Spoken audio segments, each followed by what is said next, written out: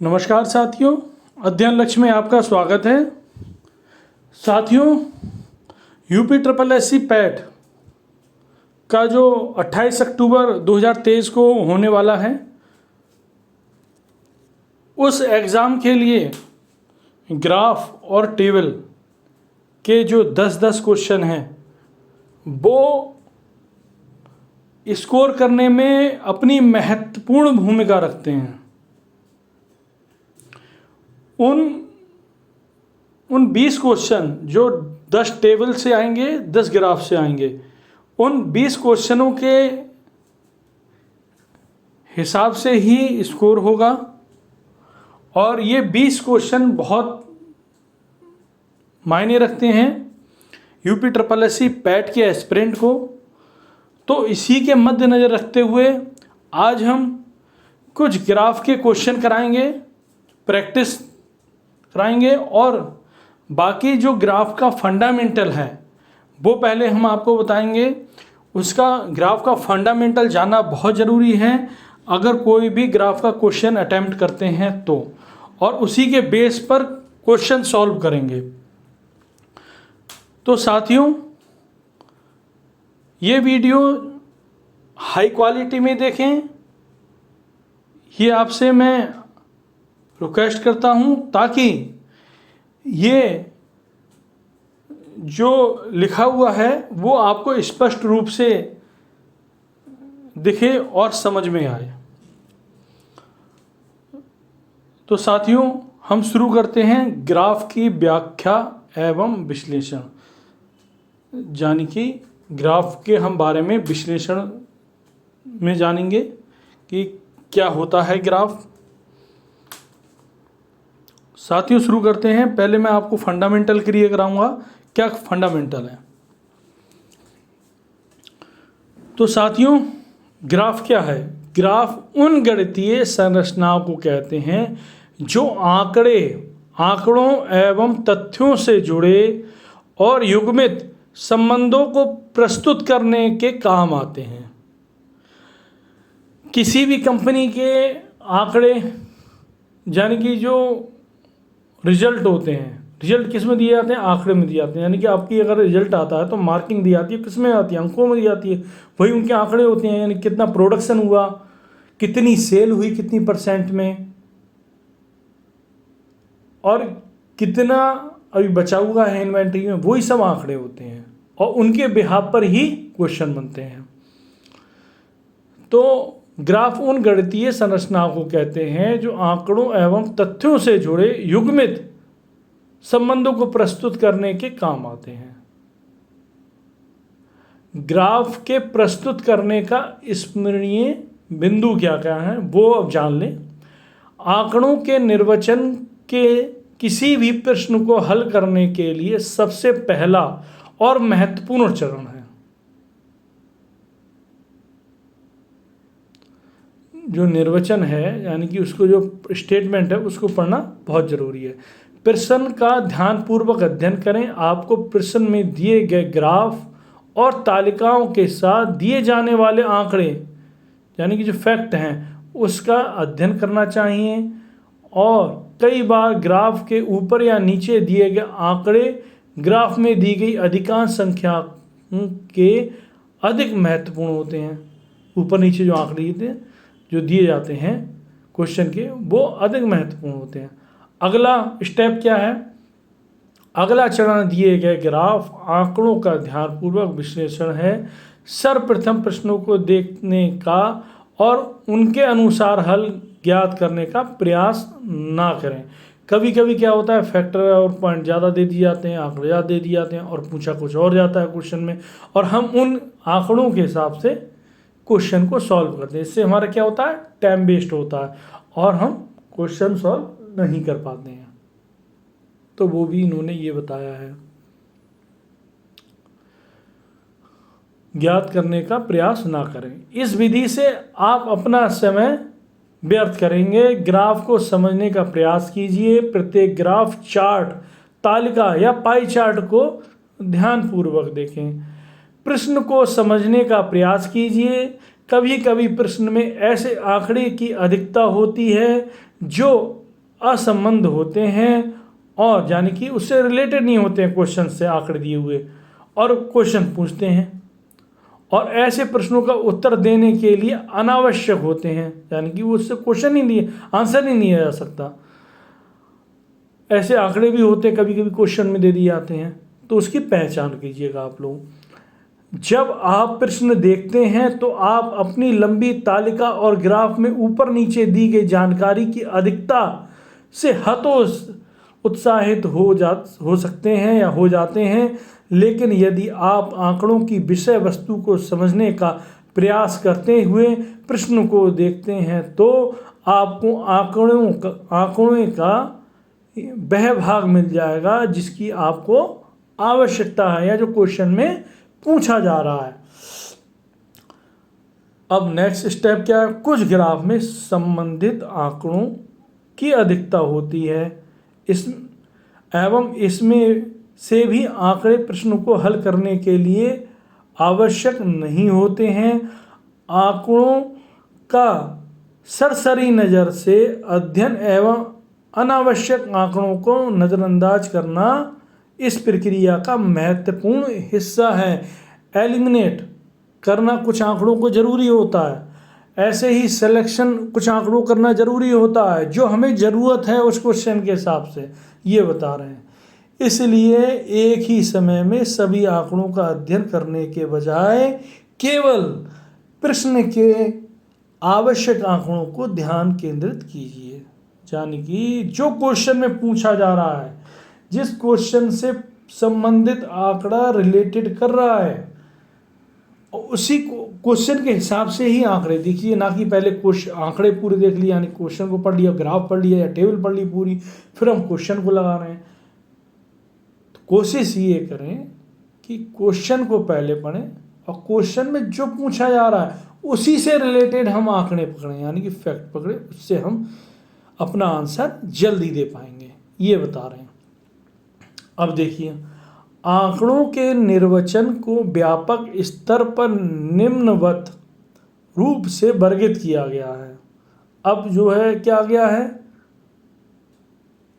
कैसे किया गया है, आंकड़े कैसे दिए जाते हैं उसके बारे में बताएंगे। जैसे बार डायग्राम, जब रेखा चित्रों को सुंदर एवं आकर्षक बनाने के लिए उसमें मोटाई का समावेश किया जाता है, यानी कि ये जो आप देख रहे हैं बार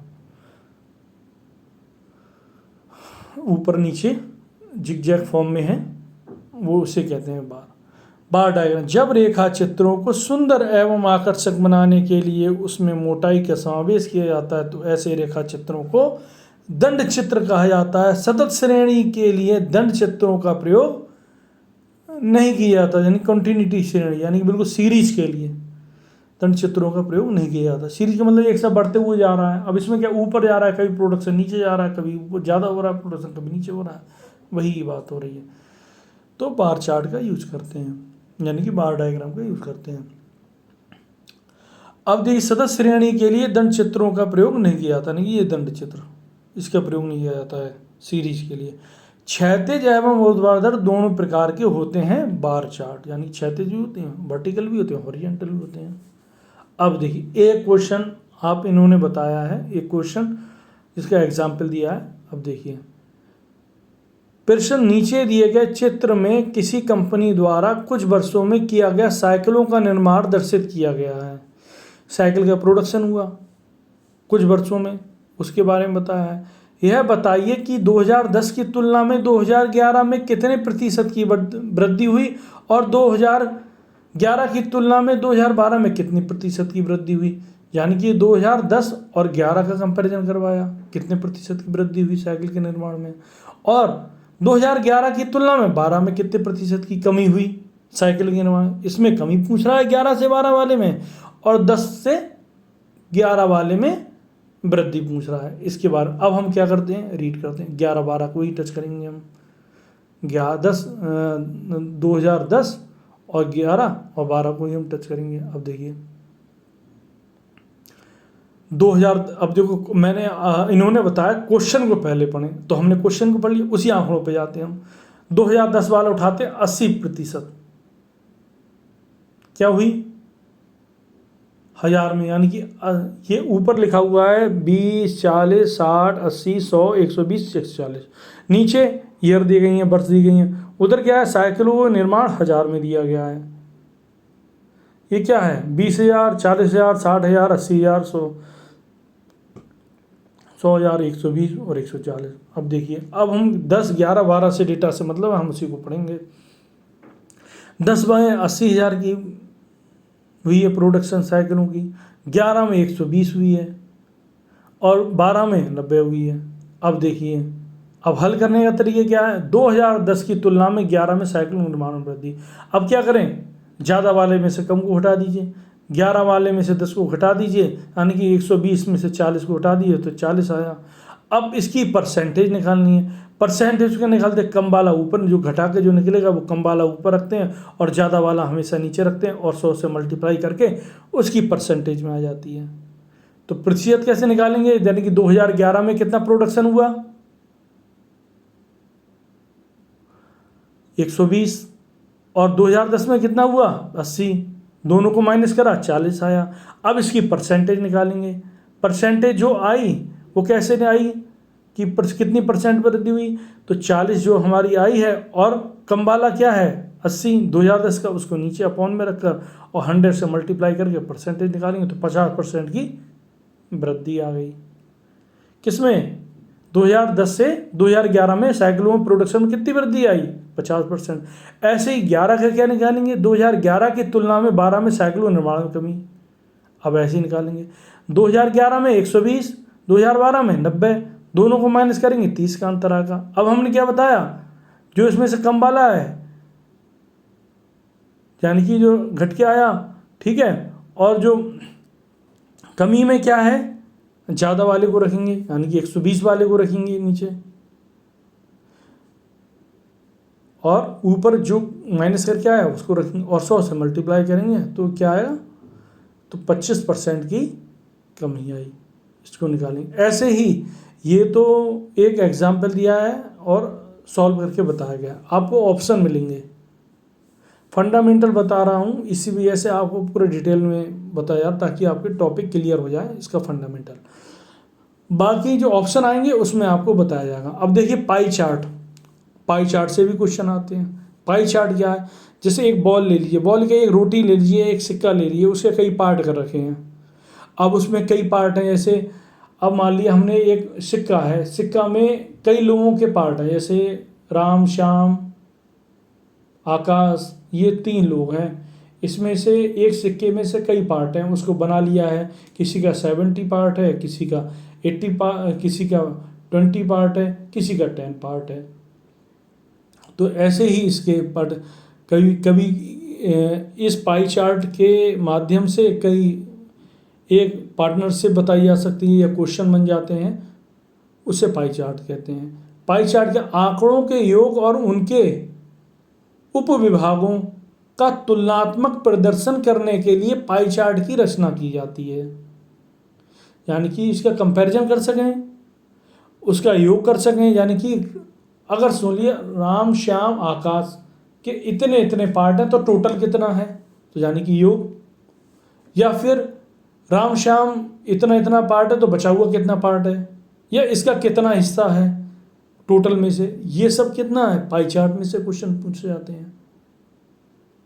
और तुलनात्मक इसके कंपैरिजन में कितना हिस्सा है, कितना तिहाई भाग है इसके में, या आधा भाग है या 1/4 भाग है, वो पाई चार्ट में से पूछा जाता है। तो तुलनात्मक प्रदर्शन करने के लिए पाई चार्ट की रचना की जाती है। इसमें आंकड़ों को अंशों के रूप में, अंशों मतलब पार्ट के रूप में, कितना शेयर के रूप में लिखा जाता है। इसके सभी कोणों का योग 360 होता है। अब जैसे एक से 360 डिग्री कितना है, एक सर्किल का पूरा, तो उसी सर्किल में से भी कभी 180 डिग्री बनेगा, कभी 20 बनेगा, कभी 40 बनेगा इसका हिस्सा करके, लेकिन टोटल कितना होगा, 360 डिग्री होगा। तो इसी को ही पाई चार्ट कहते हैं। इससे कोणीय चार्ट भी कहे जाते हैं, एंगुलर चार्ट भी किसे कहते हैं ये भी जान लीजिए। आंकड़ों को अंशों के रूप में केंद्र से लगभग भागों में बांट दिया जाता है, यानी कि क्या है, ये आप देख रहे हैं एक पाई चार्ट बना हुआ है, उसको केंद्र से ही डिवाइड कर रहे हैं। तो वो है। अब इस पे एक क्वेश्चन देख लेते हैं। क्वेश्चन क्या है? उदाहरणार्थ एक प्रश्न देखें। क्या प्रश्न है? नीचे एक परिवार के मासिक व्यय यानी कुल मासिक व्यय 10,000 रुपये है का विवरण पाई चार्ट में दिया गया है। चार्ट की सहायता से प्रश्न के उत्तर दीजिए। अब देखिए, एक पूरा परिवार है, परिवार को किस में बांट दिया? सर्किल में, यानी कि एंगुलर चार्ट में या पाई चार्ट में। अब इस पे खर्च दिखाया गया है, इस पाई चार्ट पर कितना खर्च इस सैलरी का, 10,000 की सैलरी का कहाँ कहाँ खर्च होता है, किस किस सेक्टर में। देखिए, 90 जो डिग्री दिखाया है शिक्षा के लिए, और 30 डिग्री खाद्यान्न के लिए, 50 विविध के लिए, 30 मनोरंजन के लिए, और 70 डिग्री बचत के लिए, किराए के लिए 45 और 45 ईंधन के लिए। ये दोनों क्या है? एक एंगुलर चार्ट के हिसाब से दिखा दिया इन्होंने, इसीलिए कहते हैं एंगुलर चार्ट। अब देखिए क्या क्या ऑप्शन है। एक, यानी कि पहला ऑप्शन क्या? परिवार द्वारा किराए पर अपनी आय का कितना व्यय किया जाता है। अब देखिए, हमारा किराया कितना है, किराए पर कितना किया गया इन्होंने? 45 डिग्री। तो 45 डिग्री को क्या करेंगे? 360 में से 360 से 45 को डिवाइड करेंगे। और क्या है? आय कितनी है? 10,000 है। जो 10,000 है ये आय, तो हम कैसे निकालेंगे? तो उसमें रुपए पूछ रहा है, और रुपए हमारे क्या है? 10,000 रुपये हैं, और 45 डिग्री है उसमें, और 360 टोटल है। तो 45 को ऊपर रखेंगे, 360 को नीचे रखेंगे, और 10,000 से मल्टीप्लाई कर देंगे। तो हमारे यहाँ क्या निकल आएगा? रुपए निकल आएंगे, 1250। तो यही पूछा है पहले क्वेश्चन में कि परिवार द्वारा किराए पर अपनी आय का कितना प्रतिशत खर्च किया जाता है। तो कितना है? 1250। अब ऐसे ही अब ये अभिष्ट प्रतिशत, अभिष्ट का मतलब ये है क्या? रुपए में। और पूरे पार्ट का अगर पूछें, यानी कि पूरे 360 डिग्री का पूछें, या फिर पूरी सैलरी का पूछें कितना प्रतिशत खर्च करा जाता है, ये तो हमने रुपए में बता दिया 1250। अब वो परसेंटेज में पूछे तो कैसे निकालेंगे? यानी कि जैसे अभिष्ट निकालते हैं, यानी कि 1250 रुपये रखिए, 100 से मल्टीप्लाई करिए और 10,000 से भाग कर दीजिए, तो ये प्रतिशत निकल आएगा। अब देखिए 2, खाद्यान्न एवं मनोरंजन पर 30-30, यानी कि जो अपना जो फूडिंग पर, यानी कि जो खाते पीते हैं राशन पर, उस पर 30 डिग्री, और मनोरंजन पर 30 डिग्री, तथा ईंधन एवं किराए पर 45-45 व्यय किए जा रहा है। ठीक है। किन किन मदों पर समान व्यय किए जा रहा है, यानी कि सेकंड ऑप्शन क्या है? किन किन मदों पर समान व्यय किया जा रहा है। तो क्या क्या कौन कौन से हैं? खाद्यान्न मनोरंजन पर 30-30, ईंधन और किराए पर 45-45। अब देखिए,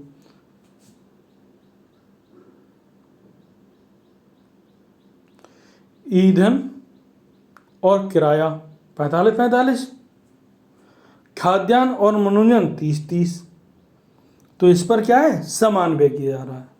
तो वही इसमें क्या है पूछा गया क्वेश्चन।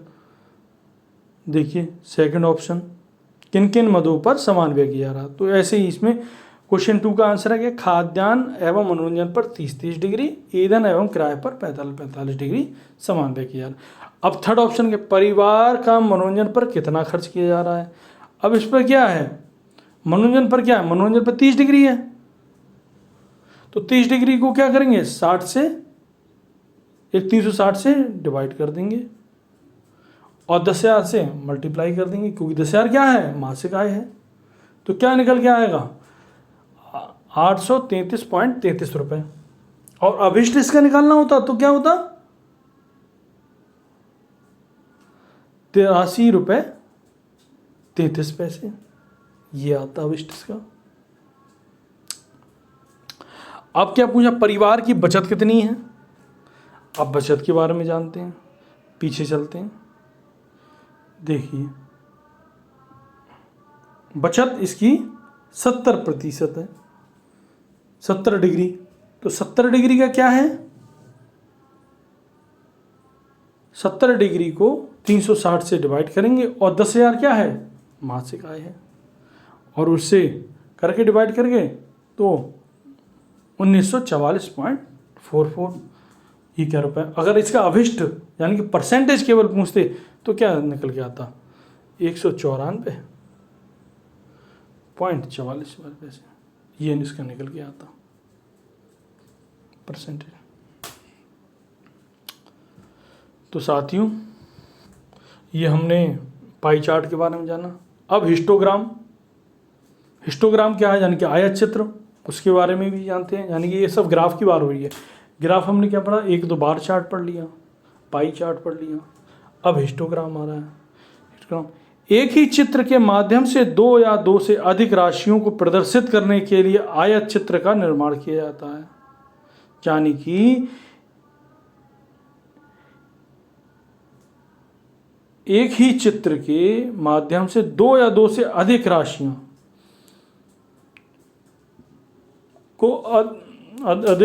को प्रदर्शित करने के लिए आयत चित्र का निर्माण किया जाता है। आयत चित्र का निर्माण करते समय क्षेत्रफल का ध्यान रखना पड़ता है। आयत चित्र का क्षेत्रफल क्या है, लंबाई इंटू चौड़ाई, ये फंडामेंटल है, ये सब ने पढ़ा ही होगा कि इसका वॉल्यूम कैसे निकालते हैं, चैन की क्षेत्रफल कैसे निकालते हैं, क्षेत्रफल कैसे निकालेंगे, लंबाई इंटू चौड़ाई से। तो पहले हम एक क्वेश्चन देखते हैं इसका एग्जाम्पल। जैसे 2 कंपनियों अलग अलग समान प्रकार की टीवी का प्रोडक्शन करती हैं। इस कंपनी ने जुलाई माह में उसकी 7,000 इकाइयों निर्मित की, जिसकी लागत 1,40,000 रुपये, यानी कि जुलाई माह में 7,000 प्रोडक्शन किया टीवी का, और जिसकी क्या है कॉस्ट, यानी कि इसकी लागत जो आई, यानी कि बनाने में जितनी कॉस्ट आई वो क्या है 1,40,000। और दूसरी कंपनी ने क्या करा है 12,000 यूनिट यानी कि टीवी निर्मित की, जिसकी लागत 1,80,000 रुपये है। इन आंकड़ों को आयत चित्र के तहत से प्रदर्शित कीजिए। अब देखिए उत्पादित इकाइयों की संख्या 1000 में, एक तरफ ये दे दिया वर्टिकल में, और हॉरिजॉन्टल में क्या दिए, प्रथम कंपनी द्वितीय कंपनी। प्रथम कंपनी क्या 20 रुपये टीवी की लागत, अगर इसकी कॉस्ट निकालेंगे तो 20 रुपये आएगी। द्वितीय कंपनी 15 रुपये टीवी की लागत।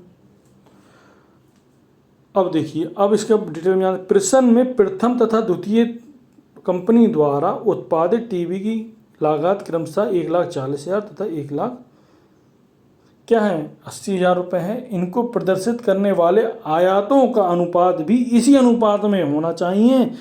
प्रथम कंपनी द्वारा टीवी तैयार करने तथा द्वितीय कंपनी द्वारा टीवी तैयार करने का अनुपात बराबर। अब अनुपात कैसे निकालेंगे, रुपए को ऊपर रखिए और यूनिट को नीचे रखिए, तब एक कंपनी का अनुपात निकल के आएगा। फिर ऐसे दूसरी का, रुपए को ऊपर रखिए यूनिट को नीचे रखिए, जो आएगा वो उसको अनुपात में रख दीजिए। अब ऐसे इन्होंने एक साथ करके दिखा दिया, पहले एक कंपनी का अनुपात दिखा दिया, दूसरी कंपनी का अनुपात, फिर दोनों में कंपैरिजन कर दिया। देखिए 14,000 यानी कि 1,40,000 जो फर्स्ट कंपनी थी उस रुपए से 7,000 यूनिट बनाई, यानी 7,000 टीवी बनाई, और दूसरी कंपनी में 1,80,000 रुपए से 12,000 यूनिट बनाई, यानी कि टीवी बनाई। अब उसको डिवाइड कर दीजिए तो 7 दूनी 14 और 0 से 0 कट गए तो भी 20 आ गया, और 15 यहाँ 15 आगे काट के डिवाइड करके तो क्या आया 15 अनुपात 15 यानी कि 4/3 इसका अनुपात आया दोनों कंपनी के प्रोडक्शन का। एक ये क्वेश्चन आया। अब देखिए, अतः आयात की चौड़ाई 4:3 के अनुपात में होगी, क्योंकि उत्पादित इकाइयों की संख्या क्रमशः 7,000 व 12,000 है। अतः 7:12 के अनुपात में आयत चित्र की लंबाई होगी। यानी कि चौड़ाई भी कह दी है, लंबाई भी कह दी उन्होंने, लंबाई का भी निकल आया और चौड़ाई का भी निकल आया। अब आता है रेखीय चित्र, यानी कि थर्ड, बार चार्ट पढ़ लिया, पाई चार्ट पढ़ लिया और हिस्टोग्राम पढ़ लिया, यानी कि आयातों का अनुपात। अब देखिए लाइनर डायग्राम क्या होता है। ये हम ग्राफ की बात कर रहे हैं, केवल ग्राफ की बात करेंगे केवल अपनी आज, फिर हम टेबल की बात करेंगे। तो हम आज जो है ग्राफ के बारे में ही बता रहे हैं। रेखीय आरेख, यह एक बीमीय चित्र होता है तथा असंतत चर राशि के आंकड़ों के लिए बनाया जाता है। जब आंकड़ों में अवयवों की संख्या अधिक हो तो रेखीय आरेख का प्रयोग किया जाता है, यानी कि जब ज़्यादा संख्या अधिक हो अवयवों की, यानी कि यूनिट की या वस्तुओं की, तो उन्हें रेखीय चित्र द्वारा किया जाता है, जिसमें रेखीय सम दूरस्थ होती हैं। एक रेखा आंकड़ों के एक अवयव को प्रदर्शित करती है, इसलिए रेखाओं की संख्या आंकड़ों के अवयवों की संख्या के बराबर होती है। इस प्रकार के चित्र में रेखाएं सामान्यतः एक्स अक्ष के लंबवत खींची जाती हैं तथा उनकी लंबाई चर के मूल्यों के अनुपात में होती है। रेखाओं के ऊपर पर चर राशि के संगत मानों को अवश्य दर्शाया जाता है। रेखाओं के सापेक्ष ऊंचाई को देखकर आंकड़ों को तुलनात्मक अध्ययन किया जाता है, यानी कि एक्स एक्सिस और वाई एक्सिस पर अंकित किया जाता है। यदि किसी विशेष स्थिति में चर के मूल्य में अचानक भारी वृद्धि प्रदर्शित होती है तो खंडित रेखा यानी कि ब्रैकेट जो लगाते हैं वो का प्रयोग किया जाता है। उदाहरण क्या है, अब मैं एक केवल यही दिखाऊंगा, केवल ऐसे बनता है क्या रेखीय लाइनर डायग्राम। इस पे क्वेश्चन है एक, वो हम कराते हैं। बता, भारत के कुछ चुने गए राज्यों में लिंग अनुपात यानी कि सेक्स रेशो क्या है प्रति 1000 पुरुषों पर महिलाओं की संख्या निम्नलिखित सारणी में दिया गया है। नोट क्या है, यह गणना के लिए वास्तविक नहीं है, यानी कि ये गणना वास्तविक नहीं है, ये एक एग्जाम्पल के तौर पे क्वेश्चन बताया गया है।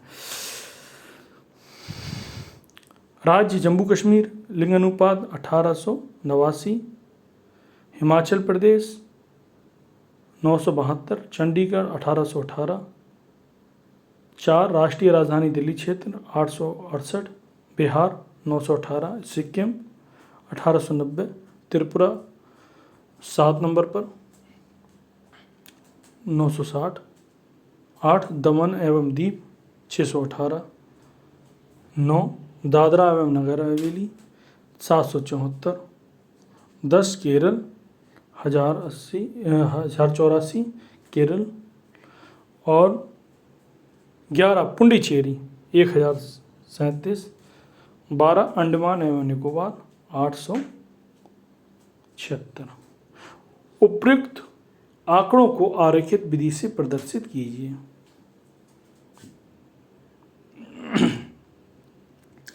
देखिए एक में लिंगानुपात यानी कि हॉरिजेंटल वो वर्टिकल में दे दिया, यानी कि प्रति 1000 पुरुषों पर महिलाओं की संख्या 200, 400, 600, 800, 1000, 1200, ये बाई एक्सेस हो गया यानी कि हॉरिजेंटल। अब देखिए जम्मू कश्मीर में ये दे दिया, यानी कि जम्मू कश्मीर क्या 889, तो 800 से थोड़ा सा ऊपर उठा, 900 से नीचे है तो थोड़ा सा जम्मू कश्मीर 800 से ऊपर दिखा दिया। अब देखिए हिमाचल प्रदेश की बात हो रही है 972, यानी कि 900 से ऊपर होगा तो 1000 से कम होगा, वही दिखा दी हिमाचल प्रदेश यानी कि 1000 से नीचे की तरफ। चंडीगढ़ की बात हो रही है यानी कि 818, यानी कि 818 889 से थोड़ा नीचे होगा चंडीगढ़, तो वो यही है, यानी 800 से हल्का टच करता होगा, यानी कि हल्का सा ऊपर होगा, तो वही है देखिए 800 से थोड़ा सा चंडीगढ़ ऊपर है 818। राष्ट्रीय राजधानी दिल्ली क्षेत्र 868, 800 से फिर ऊपर थोड़ा सा आया, लेकिन चंडीगढ़ से ऊपर होगा दिल्ली, तो वही दिखा दिया। अब बिहार की बात आती है, बिहार कहता है 918, यानी कि 900 के टच में होगा, यानी कि 972 से नीचे होगा, यानी कि हिमाचल प्रदेश से थोड़ा सा नीचे होगा। देखिए हिमाचल प्रदेश से थोड़ा सा नीचे है बिहार। सिक्किम की बात होती है, सिक्किम 990 है, यानी 890 है, तो यानी कि कितना होगा, जम्मू कश्मीर से थोड़ा सा ऊपर होगा, बस जस्ट ऊपर सिक्किम, जम्मू कश्मीर से थोड़ा सा ऊपर सिक्किम आगे बात आ रही है। ऐसे भी ड्रॉ कर सकते हैं ये चार्ट ना, ऐसे भी ये ड्रॉ कर सकते हैं अपने एक अंदाज में अप्रॉक्स। तो सिक्किम हो गया हमारा। अब त्रिपुरा की बात आती है 960 त्रिपुरा, यानी सिक्किम से थोड़ा सा ऊपर। दमन द्वीप 618, यानी कि सबसे नीचे दमन द्वीप आता है, यानी कि और कोई आंकड़ा है ही नहीं, यानी कि और कोई जो है वो है रिजल्ट है ही नहीं इसका, सबसे नीचे दमन द्वीप है। फिर दादर एवं नगर हवेली 774, थोड़ा सा ऊपर दादर एवं नगर हवेली, ग्राफ बिल्कुल नीचे चला गया दमन द्वीप, त्रिपुरा से बिल्कुल कोलैप्स हो गया ग्राफ। अब आते हैं केरल की बात आती है, नहीं, दादर एवं नगर हवेली 774, दमन द्वीप से थोड़ा सा ऊपर। केरल की बात आती है 1084, यानी सबसे ज़्यादा 1084 केरल में सेक्स रेशो है, तो सबसे ऊपर दिखाएंगे हम केरल को। फिर उससे जस्ट नीचे पुंडीचेरी को दिखाएंगे 1037, थोड़ा सा नीचे दिखा दिया पुंडीचेरी केरल से नीचे। 12 अंडमान एवं निकोबार 876, जो किसके बराबर है, दादर और नगर हवेली के थोड़ा सा जस्ट ऊपर।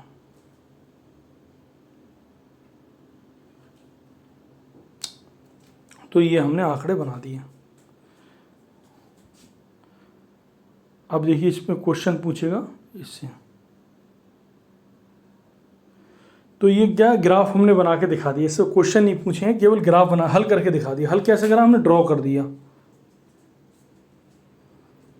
इसको क्या करा, हल करके ड्रॉ कर दी, ऐसे ही हल कर, यानी कि इसको जो सबसे नीचे है तो उसको सबसे नीचे लाइनिंग में दिखा दिया, और जो सबसे ऊपर है उसको सबसे ऊपर लाइनिंग में दिखा दिया। अब हमको आपको प्रैक्टिस सेट 5-6 क्वेश्चन कराएंगे, इससे आपको बिल्कुल क्लियरिटी हो जाए।